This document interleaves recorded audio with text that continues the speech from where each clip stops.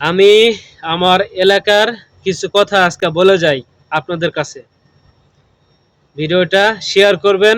আর আমরা এলাকার ছোট ভাই বাদার থেকে শুরু করে বড় পর্যন্ত যারা এই ভিডিওটা দেখবেন, কথাগুলো শুনবেন, কথাগুলো মিলিয়ে দেখবেন কথাগুলো সত্য কি মিথ্যা বলে গেলাম।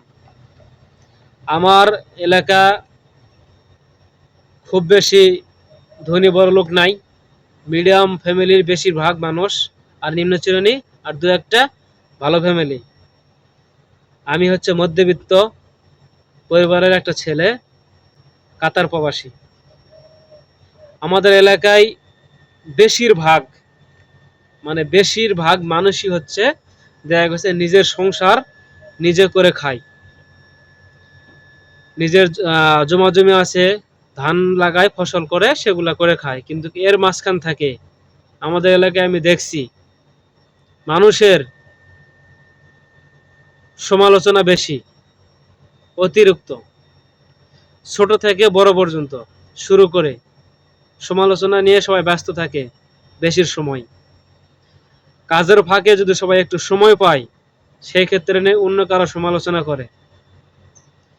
আর আমার এলাকায় দেখছি কারো যদি টাকা হয়, সেই টাকাটা হোক বা হালাল হোক বা হারাম, যদি হারাম হয় দেখতেছে সে টাকা ইনকাম করতেছে হারাম ভাবে, তার অনেক টাকা আছে, তাকে অনেক সম্মান দিয়ে কথা বলে সবাই, আমার চোখে দেখা। সে আগে গরিব ছিল, এখন তার কিছু টাকা হয়েছে, তাকে অনেক সম্মান দিয়ে কথা বলে।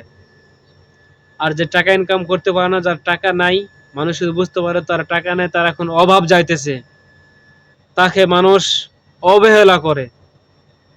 তো মানুষের অভাবটা সারা জীবন সব সময় থাকে না।